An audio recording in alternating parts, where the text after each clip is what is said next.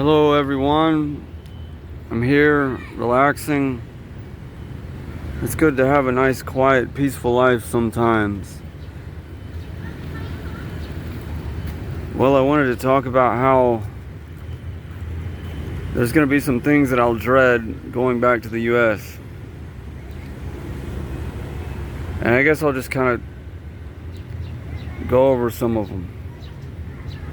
I'm going to dread feeling like I'm in a loop, a giant loop that I don't get out of. I can't get out of. Work, home, work, home, work, home.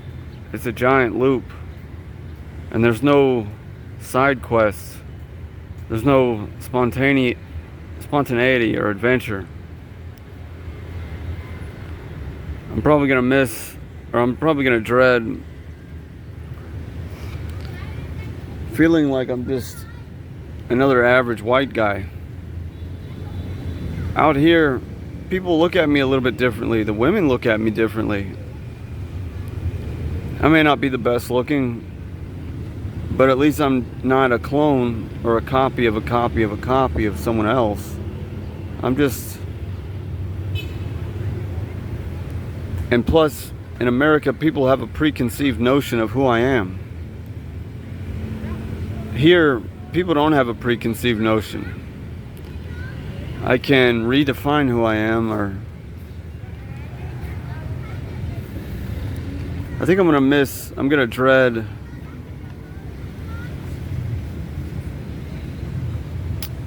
not being around beautiful Asian women. There's so many of them here. I'm just being real. And I mean, they're hot. And I don't know, the places that I've lived in, I didn't see that many beautiful Asian women. I mean, there were some.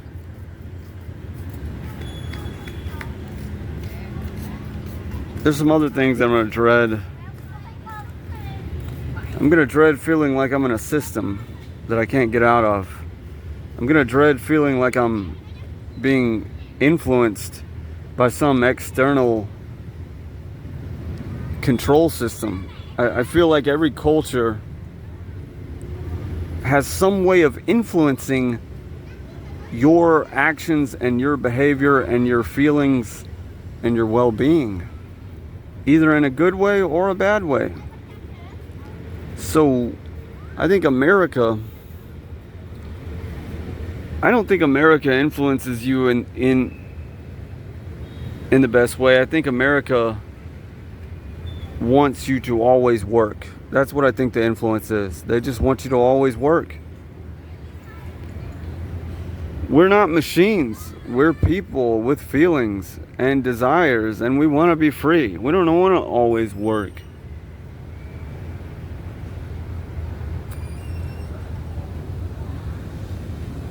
There's some other things I'll dread. I feel like a lot of people are judgmental in America. Or at least that's how I'm not saying people are not judgmental here. I don't know, I felt judged more harshly in America for some reason. I'm gonna dread having my life as a man be defined by things that are not very important to me. In America, the things that you're judged on, the things that men are defined by is status, performance, looks, money, and some other things.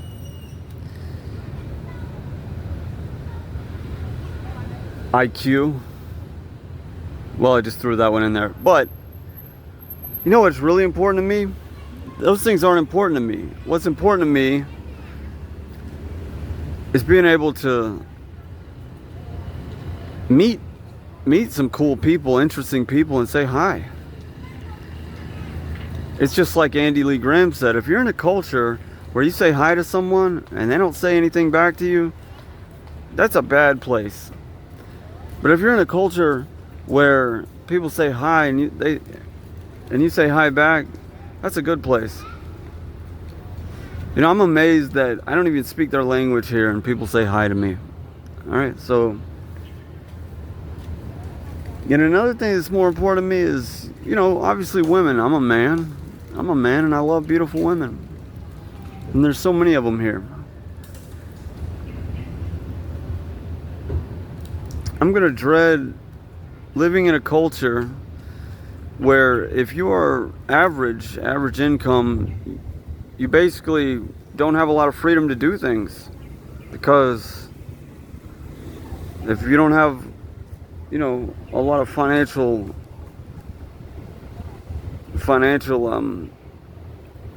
means, then, you're probably going to be struggling to survive, working jobs just to survive, and it's just going to be not a lot of freedom. There's some other things I'll dread. I'm going to dread not having easy access to transportation. A lot of people think, right now I don't have a motorbike or a car or a bicycle. I just hop on a grab bike. Sometimes it costs less than $1. Sometimes it costs $2. Sometimes it costs $4 if I go a very long way. But I just won't have that. I'm going to dread kind of being locked into a country that's so massive. America's such a massive country. And I'm over here in Asia, I could just hop on a plane and get to another country in 2 hours. You go to Thailand in 2 hours, go to Japan in 4 hours, go to some other, and the flights, they're not that expensive.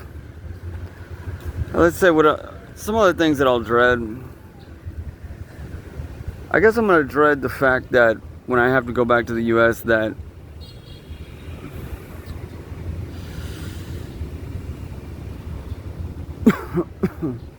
well, I'm kind of going to dread just being around Americans. I'm sorry I have to say that. Yeah. I prefer Asians. I prefer being here. I actually prefer Vietnamese. They're pretty friendly to me. I'm going to dread being around English-speaking people. I'm going to dread the English language, actually. Okay? And because I think, that if you had a real bad experience in America, you may hear the English language and then you may associate the English language with past trauma or being yelled at. I was yelled at in my early 20s. I think English is not a very beautiful language. I think it's a language, it's an international language of business. When I hear Vietnamese people speak their language, it's kind of soothing, it's kind of soft, and I love the novelty and the exotic aspect of being able to put myself in another culture and feel like I can, it's almost like I'm reborn a little bit. When I'm in America, it just feels like I'm just standing still in the mud and I can't really get out of the mud. And I'm gonna dread all the ways that America can hold you down and kind of keep you anchored. They anchor you with your housing, make you sign contracts. It's even very, very hard just to rent an apartment. They anchor you with many things. Well, the fact that your time is very limited in America just because of the way it's set up. You have to get in a car, or a bus, and it takes a long time just to drive somewhere. Things are not very convenient. Like here, they have motorbikes. They just ride around on motorbikes, and it's real fun. In fact, it's a lot more fun than driving a car, in my opinion. There's a lot of ways that America anchors you down. I mean, for example, like where I'm at right now, I can walk to many places in Vietnam and talk to many different people, and they're gonna talk back. Like, see where I am right now? Well, this is where I live, but see how people are just coming out and sitting down here, and they are, just kind of relaxing. So I can go to many places like this and go up to someone and say, hello, bạn tên là gì? Or that's the whole thing about being here that I've learned is you've got to be on your best behavior, but if you are properly behaved and you say hello to someone, then they're gonna say hello back, and that's all you need to do. Because one thing I've learned about Asia is behavior. Like if you step out of line, if you're not being proper, you're doing something that's wrong, they're gonna exclude you.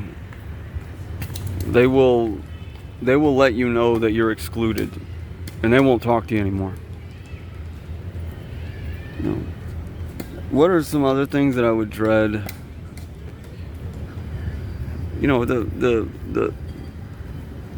It's like a lot of us, we leave America simply because, or we leave wherever, another country, and we go to another country because we want to start over.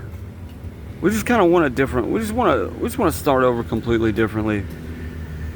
And we end up in some parts of the world where we literally believe that we're in kind of heaven or paradise. See, like Vietnam in some ways is heaven to me. And I go back to America, it's just not I don't have that feeling of happiness when I'm there. I don't have that feeling of freeness. I don't have that that happy energy, about life, or waking up every day and feeling like I'm happy to be alive. Like, I wake up here, and even though I get angry about money sometimes, I'm still kind of happy just to be here.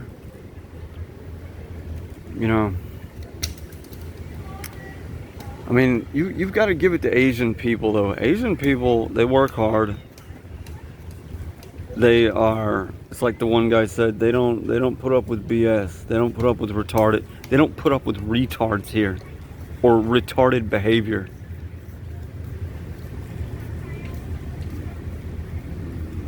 It's collectivism.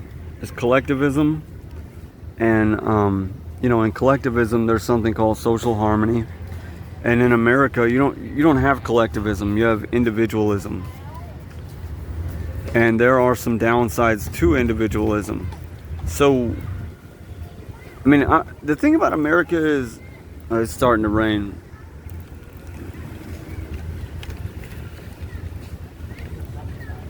Oh. See, the thing about America is that the country itself has not been around for that long. We're at 1776. I mean, Vietnam has been around for thousands of years. So, they've developed their social culture and honed it. And aside from technology advancements, their social culture is intact. It's remained intact. Whereas America, you can look at periods of time where there's been some social revolutions, like the 70s, like the 80s, the 60s, the 50s. Those were just different time periods. And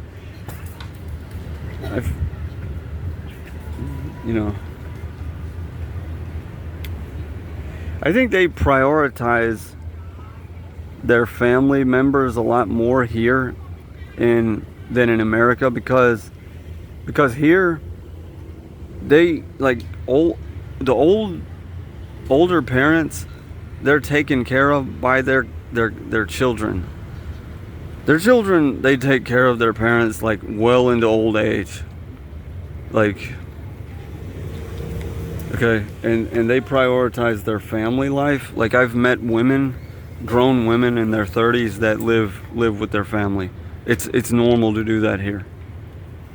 In America, there's this constant pressure. So that's what I'm going to dread more about America, is the constant pressure.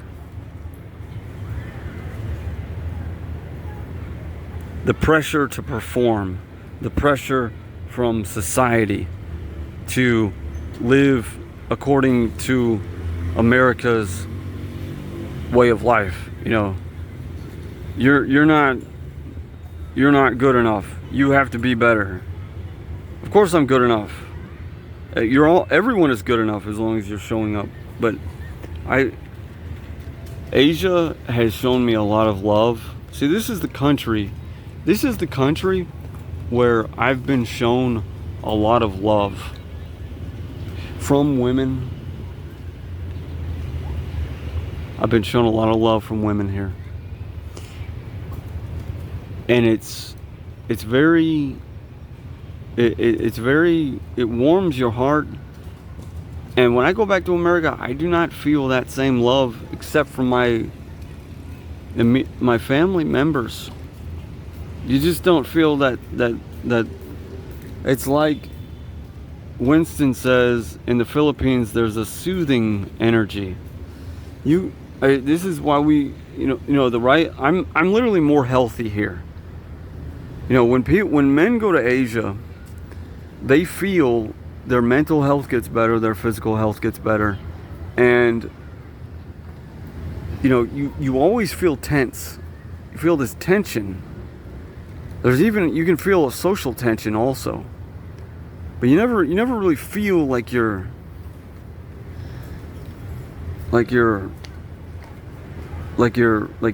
having a good life in America. It just feels like you're just surviving. But even if you are financially free in America, are you really getting the benefits of it? Because the benefits should be a lot more than just money. I mean, when I'm talking about dreading going back to the US, I'm not kidding. Like, I will have to get on a plane eventually. I'll have to fly back. I don't want to pay for expensive hotel. I don't want to pay for expensive apartment. I really don't. That's another thing I'll dread, the cost. I do not like the cost of America. You know, it's your money. You should spend it wisely, and you can spend it a lot more wisely over here in Asia. You know.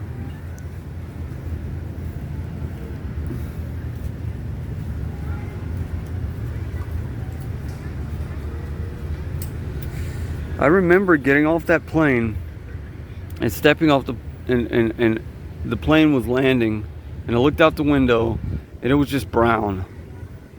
I felt the energy level just take a downshift, and I remember being so depressed when I was even living at my parents' home, and I became very depressed. I went into depression, but I actually had to do it. I had to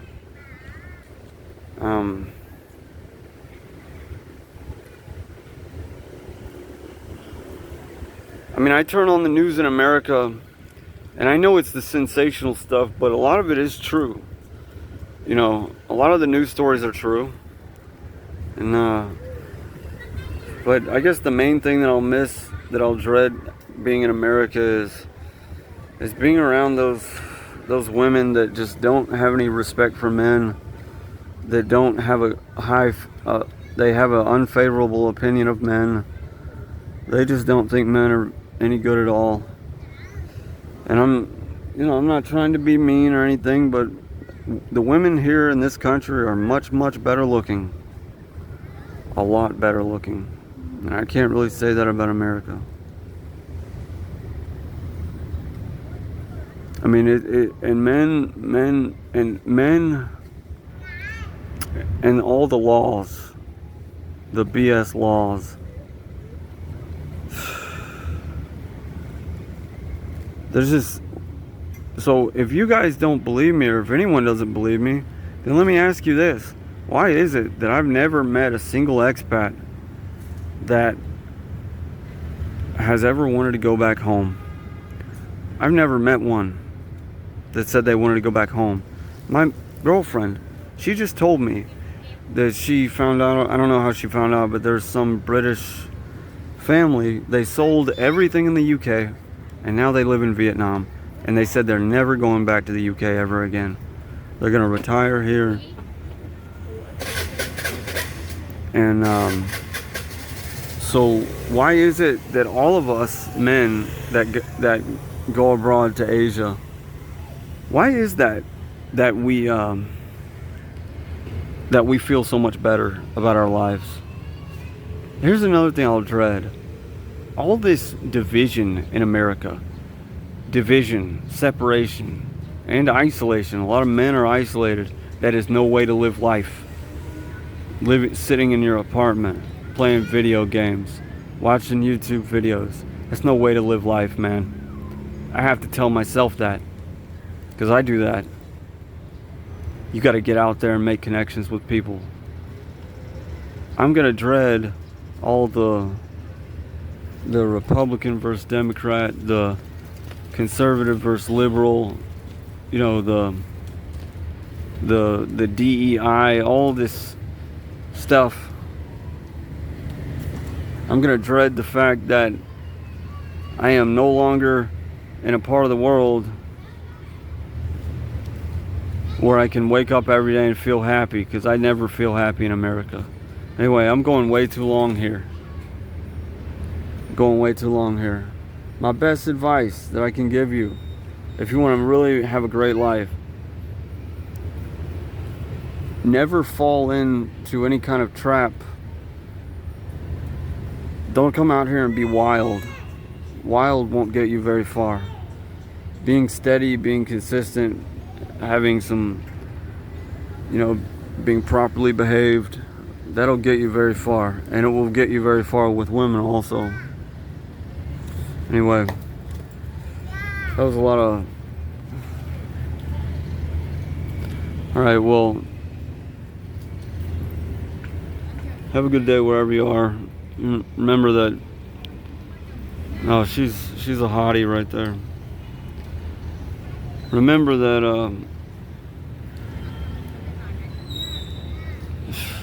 long black hair.